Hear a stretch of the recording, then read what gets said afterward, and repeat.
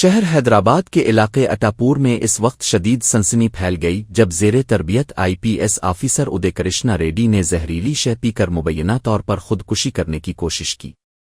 یہ خوفناک واقعہ ایک ساتھی زیر تربیت آفیسر کی جانب سے ان کے خلاف ہراسانی کا مقدمہ درج کروائے جانے کے ٹھیک ایک دن بعد پیش آیا، جس سے پولیس محکمے میں کھلبلی مچ گئی ہے۔ حالت بگڑنے پر انہیں فوری طور پر علاج کے لیے قریبی ہسپتال منتقل کیا گیا، جہاں ڈاکٹروں کی خصوصی ٹیم ان کی جان بچانے کے لیے ہنگامی بنیادوں پر علاج کر رہی ہے۔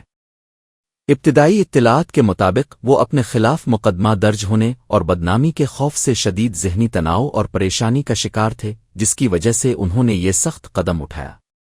واقعہ کی اطلاع ملتے ہی اعلیٰ پولیس حکام نے ہسپتال کا دورہ کیا اور افسر کی طبی صورتحال کا جائزہ لینے کے ساتھ ساتھ ان کے اہل خانہ کو تسلی دی۔